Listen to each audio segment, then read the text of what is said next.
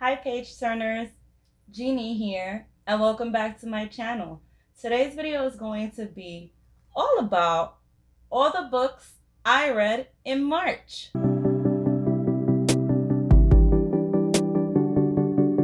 There's a lot of good reads in here, but there's also a DNF. If you're interested to find out which book I DNF'd last month, then you want to keep watching this video so you can hear my thoughts about that book. So you're going to see that each month, like my wrap-ups and my TBRs are going to be a little bit all over the place, but that's because your girl is all over the place. So, I mean, it makes sense, right? But it's mainly because of my bookish goals that I have set for myself for this year and moving forward. I'm actually pretty satisfied with the books that I read and how many books I read and how many pages, even though I'm not used to jotting down the stats yet. In March, I ended up finishing 7 books and I had 1 DNF. So let's dive into this video and find out what books I read and how I felt about them. The way I'm actually going to speak about each book is that I'm going to start off with like my favorite one and then work my way down to the DNF. Also, just so you guys know, I'm not really gonna go into the synopsis of these books only because for the most part, I already spoke about them in my March TBR, but I might say a little something for the synopsis. I just really want to get into how I felt about these books. So the first book I want to talk about, which was one of my favorite reads for March, is Air of Fire by Sarah J. Maas. Oh yeah, let me show all the pretty tabs. If you guys have been watching my videos, then you would know that your girl is reading this whole series this year. And so far, I am loving it and I am living for it. And Sarah J. Maas will continue to be my auto-buy author, one of my favorite authors, because your girl know what she's doing, okay? Just a little teensy bit about it. It's the Throne of Glass series, and it follows Selena Sardothian, who is an assassin. She works for the king. She went through a few trials to get to work for the king, and she's basically working for him for her freedom. Air of Fire is the 3rd book in the series, so I can't really go into what it's about because that would be spoiling you. So let me fangirl about this now. All right, guys, so look, I am already feeling some way. This book had me so emotional. I felt all them feels. I was like, what? But before I dive into that, in this one, what I really loved about this book is that we got to learn, firstly, we got to meet some new characters. So I don't know if this is a spoiler, but I'm giving you the heads up. I'm going to name some of the new characters that we meet in this one. So let's give it some time. Okay, time for the spoilers, if you consider it a spoiler. Okay, so in this one, I was so excited. I was fangirling for Manon. Oh my goodness. Just in the beginning, you get to meet her. Firstly, once they started like talking and I saw her name, I was like, what? Yes, I am meeting her. I am excited. I'm dying to see what's the hype behind her. I was just like fangirling without even fully meeting her. Guys, yes, she is badass.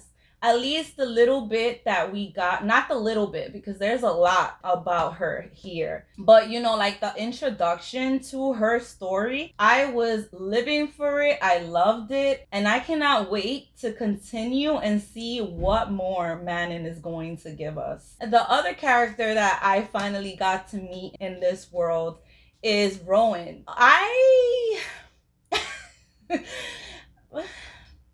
Okay, so Rowan, I don't know how I feel about him. I don't know if I like him too much. You know, I don't know. I don't know with him because I really didn't like him. I'm like, okay, I know that I believe he's going to continue on in the series, and I think he's cool and I think he's badass because, I mean, just from the description of how he looks, your girl is like, I can't go wrong with, you know, he sound like he a papi chulo, you know? But I really didn't connect with him like that, you know? Like, it was more like, okay, he sound like he's eye candy, and I'm not vibing with his attitude and his, like, demeanor. It changed a little bit as I kept reading, you know, and as everything unfolded. But I was just like, So I guess we'll see how I'll continue to feel as I keep on into this series. Another character that we got to meet in here is Adion. And I can't really go into too much detail of who he is because I'd be spoiling stuff for you. As far as Adion and, you know, his character and meeting him for the first time, he ended up like growing on me a little. And not that I like fully connected with him, but I do really want him to get to do the things that he wants and get to see the person that he's dying to see again. As far as like with Selena, I still love her. I think in this one, I bonded with her even more because I feel like we got to learn so much more about her and her story, and like we really got into her head and, you know, like everything that she was doing in this one and how like she felt, and you know, the stuff that she was learning too and the training and all of that. So it was kind of like I loved that we got a lot of Selena in this one and like learning more about her history. Even though I'm sure we're going to learn a lot more, it was nice to really experience how she is and why she is the way she is. You know, I can so relate to her when it comes to the way she feels and the way she like gets down on herself and like have those moments of discouragement, just really being very critical of herself. And the fact that she's been through a lot, it kind of resonated with me. There was a part here I felt like emotional. You know how like when you have somebody and they kind of like tear you apart and they use things that you've done, things that you've been through against you? This is like what hit me because I've been there. Having somebody tell you something like that, you feel discouraged, you feel like crap, like you feel like a failure. And sometimes it takes for you to go through those things and then like discover more about yourself and then come out stronger. Don't beat yourself up.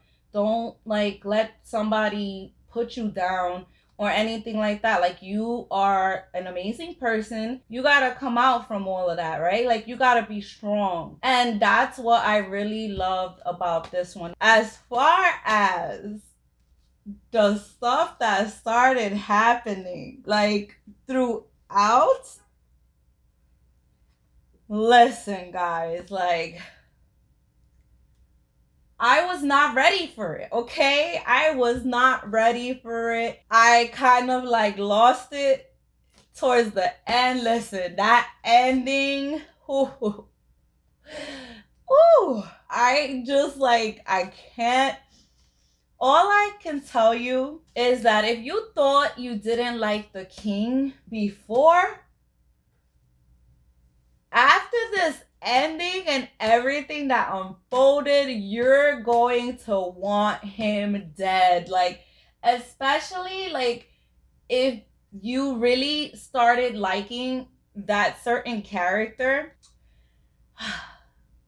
You know what? I need to spill this tea. Okay, so if you have not read this, you are going to want to fast forward some, because I'm going to spill a little tea. I'm not going to give it all. I'm just going to tell you the character that I am talking about in regards to how I feel about him now. Okay, so here's spilling the tea with Jeannie. All right, so Dorian, okay? Like, it felt so good to get that out.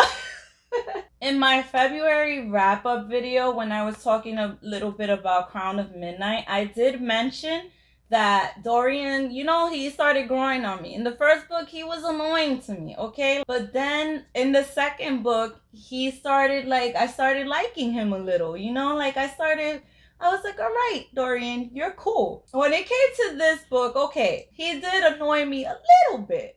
Okay, he annoyed me a little bit because we all know how he is with the women, right? But at the same token, I started getting happy for him, okay? Because I was like, okay, maybe she's the one, right? Like, maybe I'm gonna give that to him because I like him now. But, guys, like, that ending and all the stuff that happened, the freaking king, I was shook, emotional, a wreck. I'm still a wreck, even just talking about this. Like, I'm feeling all those angry emotions towards the king. I am sad because I'm like, Dorian, no. Listen, again, this might be a spoiler for you, but it kind of reminds me of what happens to Nikolai. Ugh, I'm just like, I just can't wait to read the next book. Sarah J. Maas knows how to get me as well. Like, I really grew a bond with some of these characters, and I still like Kale. Sorry if you don't like him, but so far, I still kind of like him, okay? Let me be. But yeah, I'm excited to continue on in this series, and I am going to do a full spoiler, let's talk about it type video, and I'm gonna call it Jeannie Spills the Tea, or Spilling the Tea with Jeannie. I might do it as a live. I don't know. Guys, let me know, because I really, really, really want to talk about this. Like, I really just want to be like, and talk all about it and be free. So comment down below if you would really like to see that. Whether you want to see it as a video or live, let me know, because I am dying to talk about these books, okay? So the next book that I really enjoyed, that I finally finished in March, is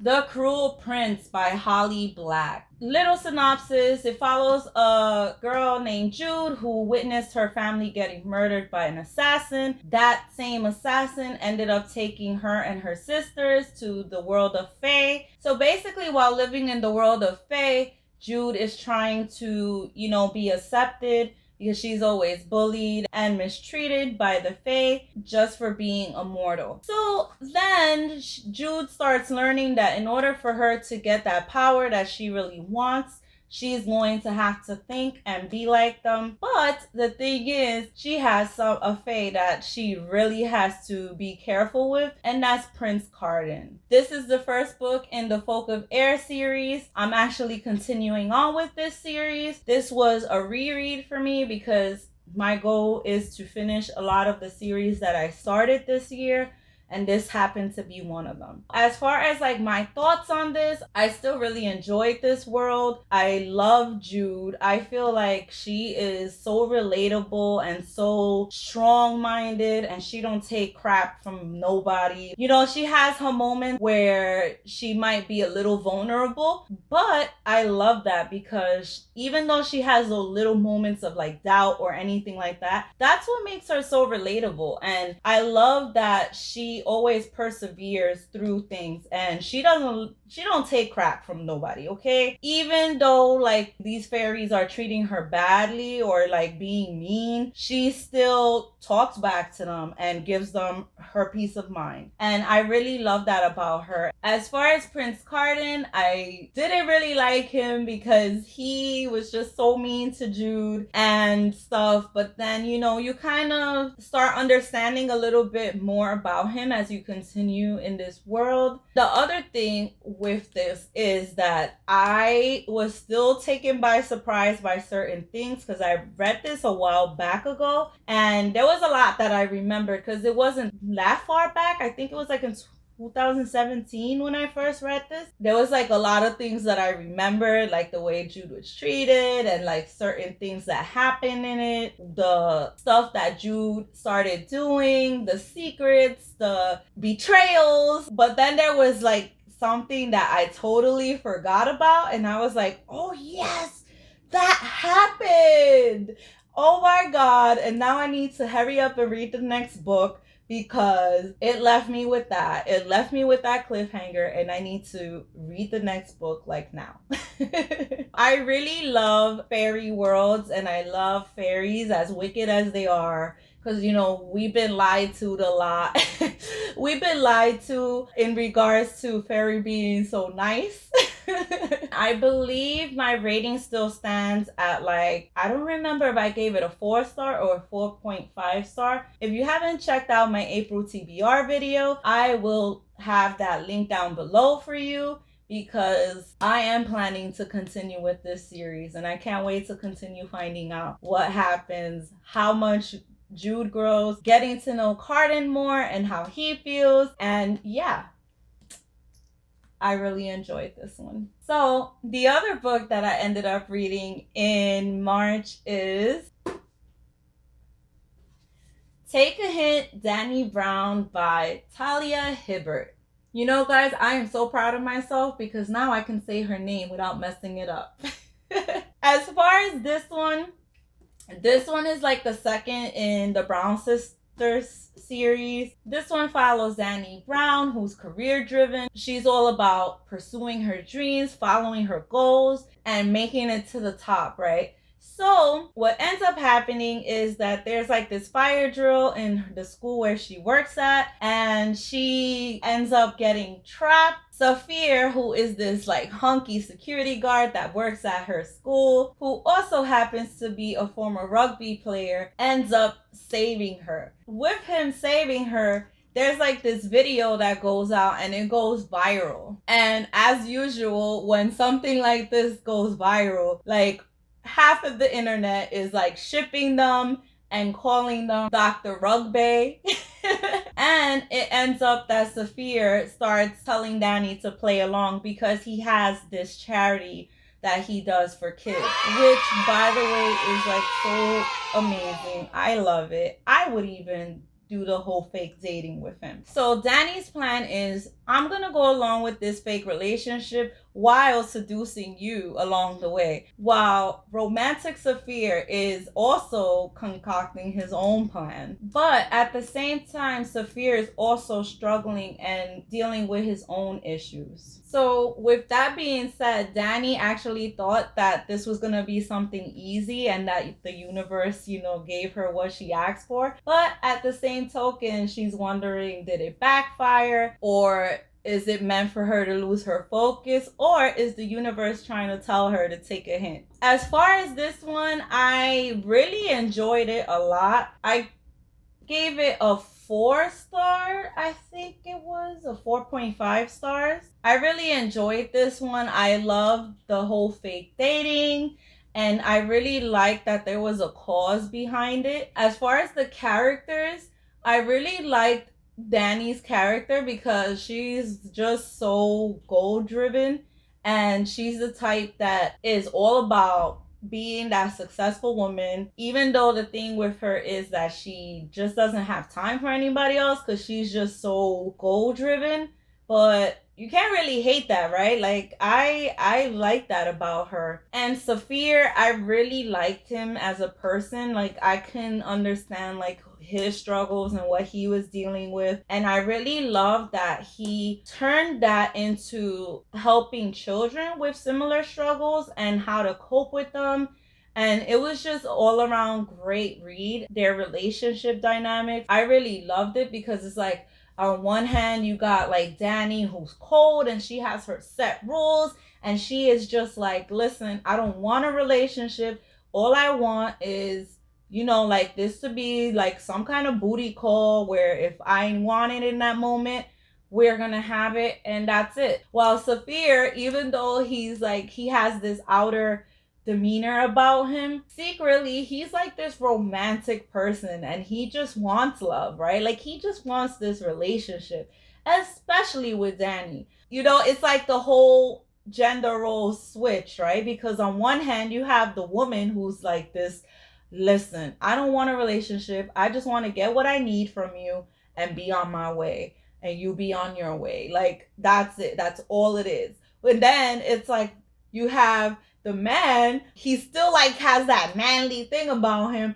but secretly he's this romantic guy and he really wants to wow her and sweep her off her feet and have a relationship with her.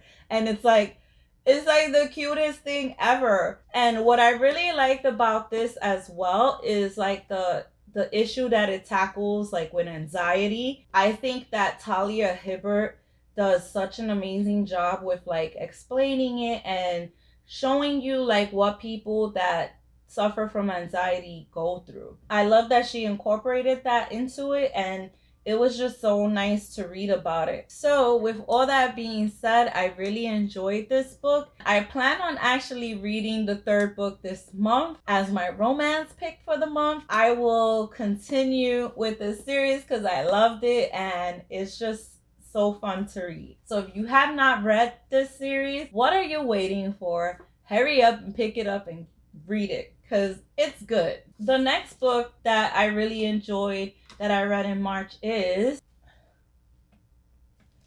Our Dark Duet by V.E. Schwab. So this one was definitely part of my March TBR as well as the other books that I mentioned.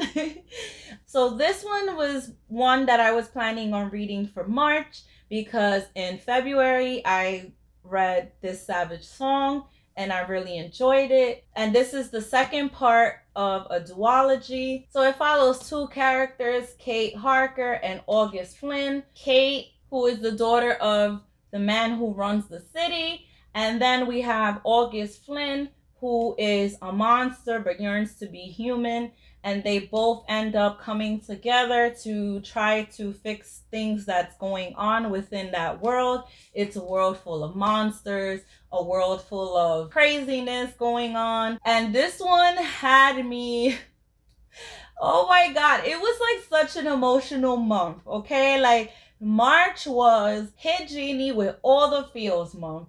I was so sad. So I felt so bad for August and what he went through in this, and it was just like you got to discover so many different things with him and Kate. It was just a lot. It ended and left me broken, okay? And you know the thing with it too is that sometimes I wonder, like, yo, V.E. Schwab could have made this into a trilogy if you think about it, just because of the way it ended. But then it's also like, how would she go about it, I guess? So it makes sense of why it's a duology. But I still very much enjoyed the world. I love this whole concept of monsters, and I loved August. He just wants to be human. Even though in this one, he kind of changed a little bit because of the stuff that he's been through and the demons that him and Kate are dealing with.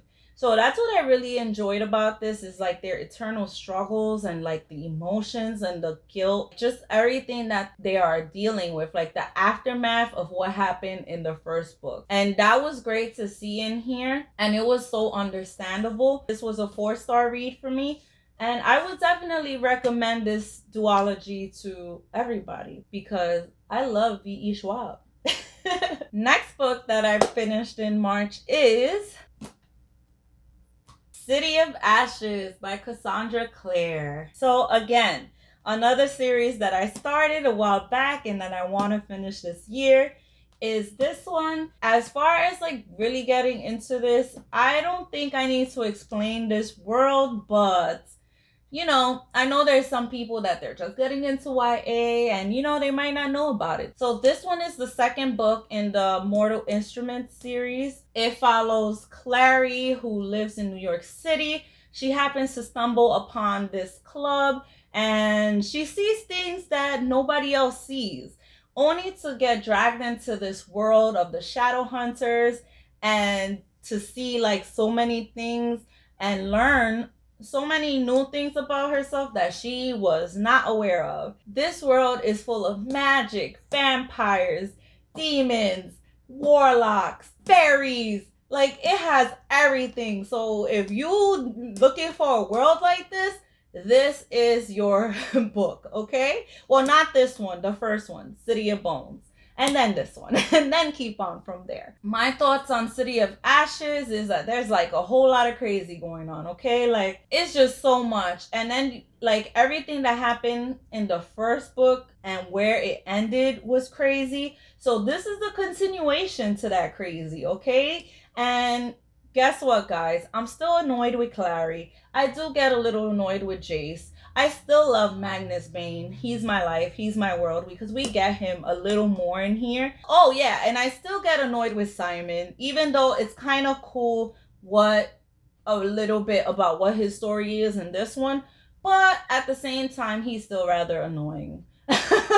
I know you're probably wondering, but Jeannie, if you're so annoyed with all these characters, then why are you reading this series? Because it's a freaking good series, and even though these characters annoy me, I still love the series, and it's still like just part of the whole thing with the series.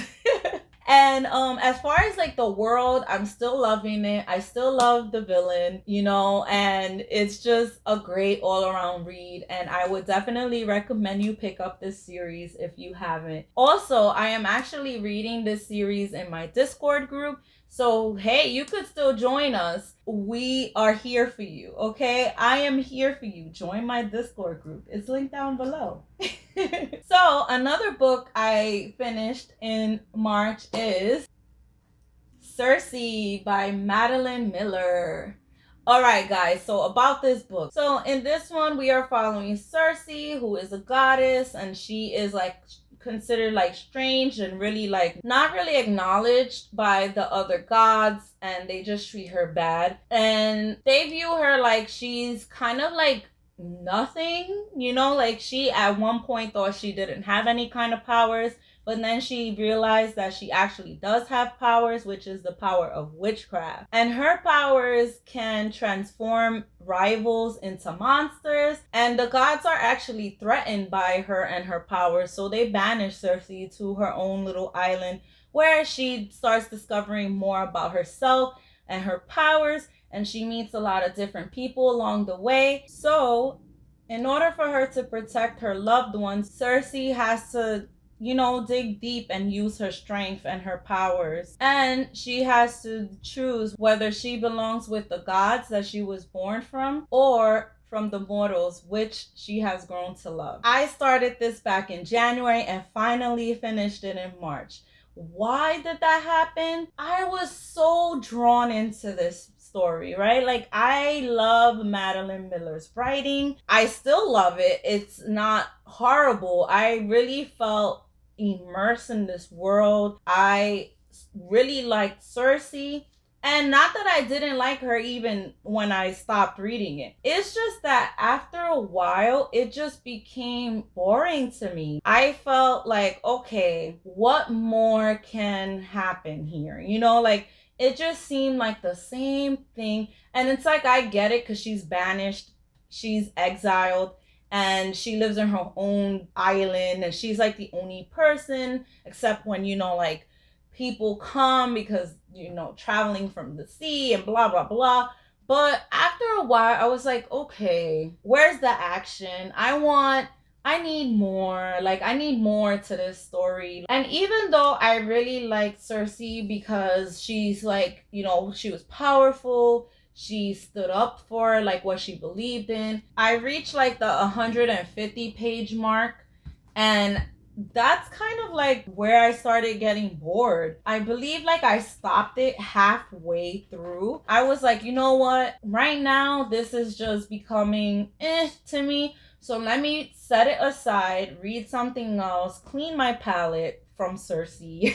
I knew that I was gonna pick it up again and finish it. And as far as like the way it ended, I was pretty satisfied with the ending. I felt like in a sense it was maybe a little rushed, which I was okay with because after all of that slow stuff I dealt with, I was already like, okay, boom, I want to see what's going to happen. Let's go. There was some stuff that happened along the way, and I was like, okay, good. Yep, boop, finished.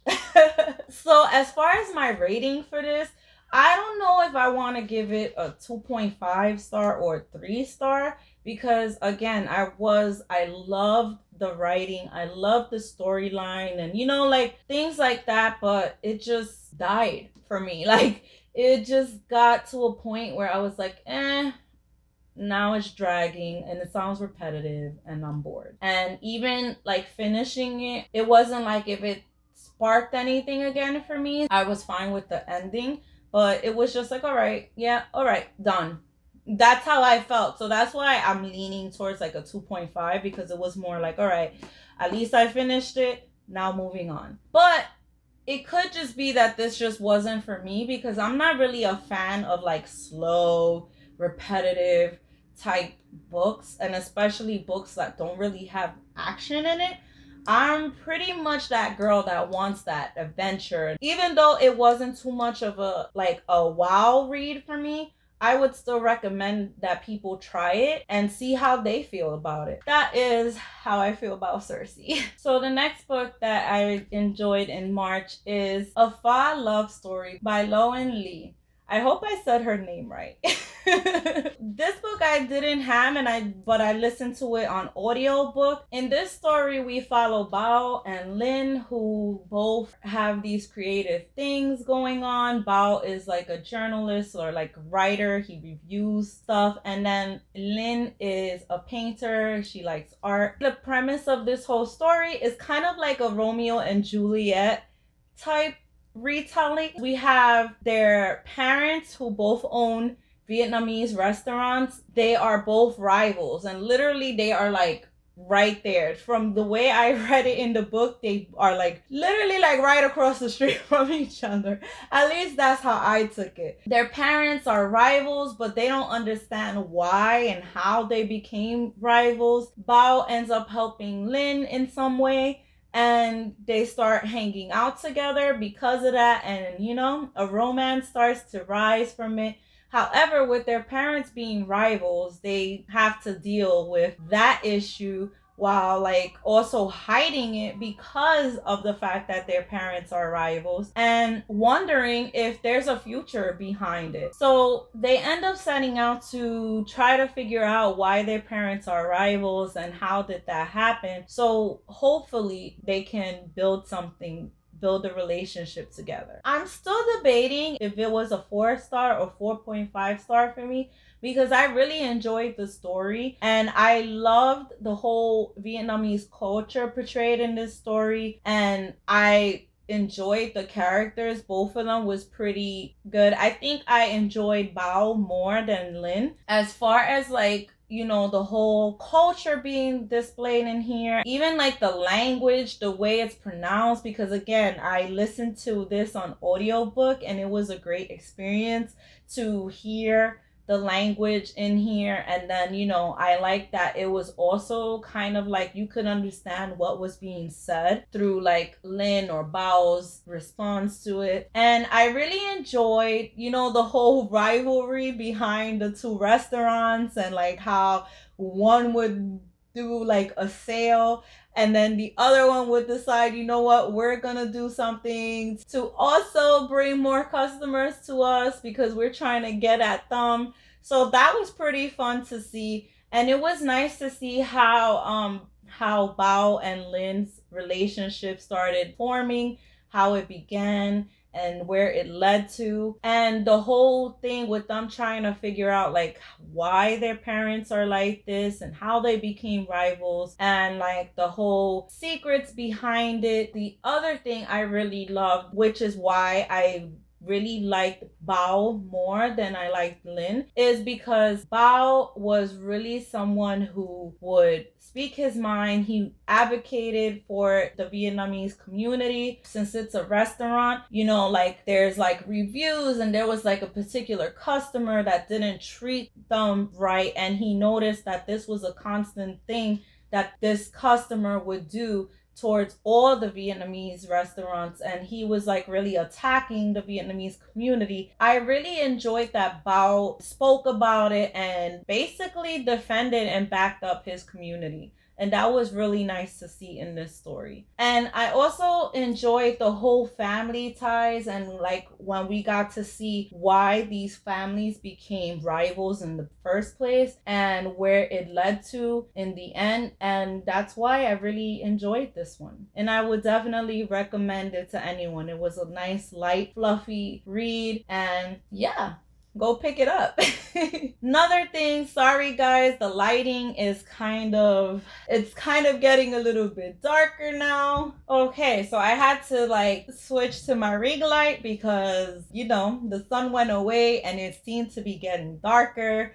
So let me finish off this video for you now that I put on my ring light. So without further ado, guys, which book did I DNF last month? If you really like this book, kudos to you. Please, you know, like just bear with me. I will explain why I DNF'd this book and why I just couldn't do it anymore and why I don't think I'm gonna pick it up. The book that I DNF'd in March is The Priory of the Orange Tree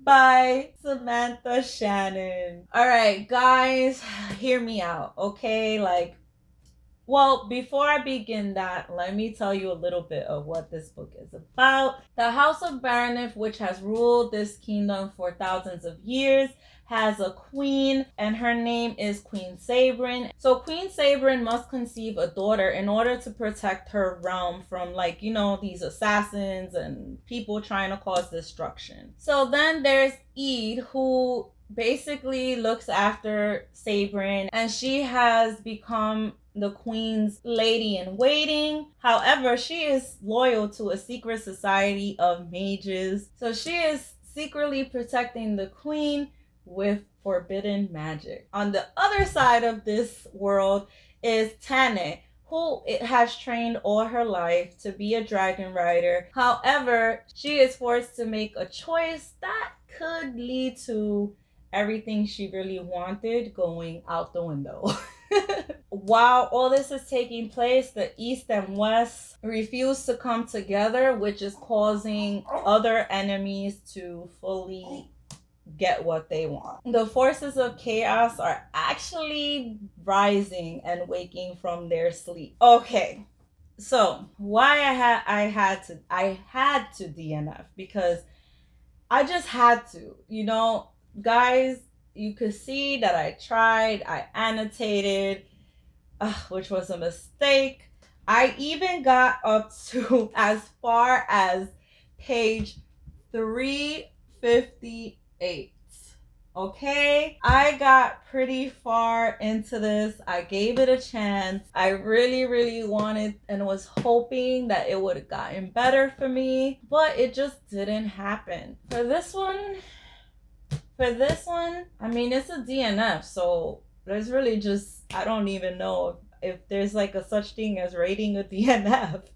Why I didn't like it? Well, first of all, I didn't connect with the characters. I was pretty much annoyed with Queen Sabrin, and Eid was just not that fun of a character. Tane, for a dragon rider, it was just like, listen, okay, these characters just fell flat. I just didn't really like any of them. I couldn't connect, and yeah, like if I can't really like a character, even if I'm annoyed by them, it's just not fun to just read that like that. Like, I don't even know what else to say. As far as the world, I did like that it was a queendom, and like the queen is very important in this world. However, she was just annoying, bratty, spoiled, annoying. But the thing with this is that I really didn't feel like any real fantasy aspects to it. It's labeled as a fantasy, but I just didn't see it. Mind you, like, it took forever to get to like the dragon part of it, which was very whack to me, because you see this dragon on the cover. You see from the back, they go into this whole like dragon training and dragon rider who trained since she was a child. Then you don't get that. You don't get any dragon really. You get sprinkles of it. I just didn't care for that. I was excited when the dragon started coming in and the dragon talks to her rider. I was like, oh yes, maybe now, it's gonna pick up. 100 pages later, still nothing. Another 100 pages later, still nothing. And then 158 pages later, and it was like, all right. I was at the point where it was just like, it was boring to me. I started feeling like I didn't want to pick it up anymore. It started to feel like every time I looked at it, because this was a read along in my Discord group, I really, really tried to hold on and see if, things can change. But it just didn't. It just started feeling like every time I looked at it, because I knew I had, a reading schedule to stick to, it just was like,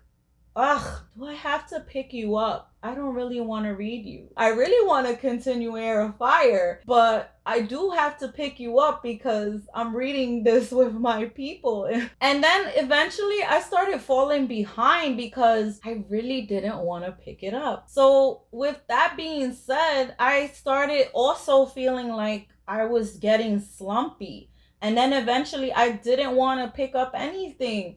So once I started realizing that, oh no, this is putting me into a reading slump, I'm starting to feel like, oh my God, I don't want to read now because of this book. I just was like, you know what? I am putting this down, but I was still trying because I got 358 pages in. It sucks because I really, really, really, really was excited about this book, and I really, really tried with it. Like normally, if I can't get into you the first 100 pages, that's it. Like I stop. But since I was so hopeful and reading it with my friends, I was like, all right, let me push through, It is a big chunky book. Maybe it's gonna take more time for it to get to the good parts, to the action, to the fantasy.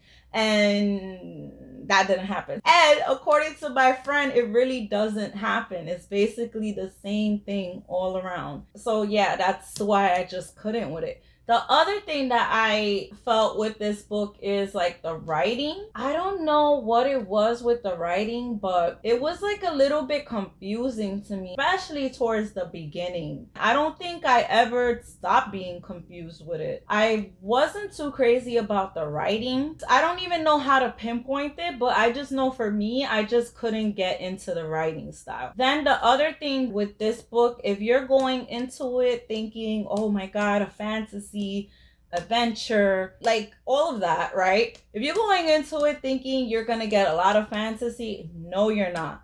The main thing you get from this book is politics. You get a lot of the political stuff. If you're that person that loves the political aspects of a world, then this might be the book for you.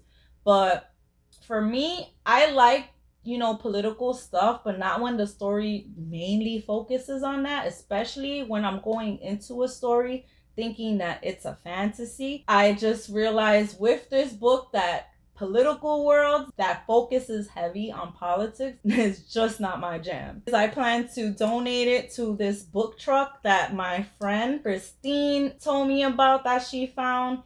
And yeah, I just know, unfortunately, I am not going to continue or pick this book again. So I'm just going to donate it. You win some, you lose some. and this one is just gonna find a good home for it. Okay guys, so that concludes the end of my March wrap up. It really bothers me that I had to DNF that book because I really had high hopes for it. If you read any of these books, tell me down below, what did you think about it? How, if you read The Priory of the Orange Tree and loved it, let me know. Also, let me know, what books did you read in March? How many books did you read in March? How many pages did you read? I don't know. Let's talk about that below. And as usual, if you like this video, please give it that thumbs up, help your girl out, support your girl. Don't forget to subscribe and turn on those post notification bells so you don't miss a video with me, Jeannie. Please comment down below, what did you think? I really love to hear your feedback, and let me know if there's any other videos you would like to see, any challenges you would like me to do, because I am here for it. Again, thank you so much for watching this video. If you made it to the end, thank you. That means the world to me. Leave an orange emoji down below for me DNFing Priory. I love you guys so much. Until next time, bye.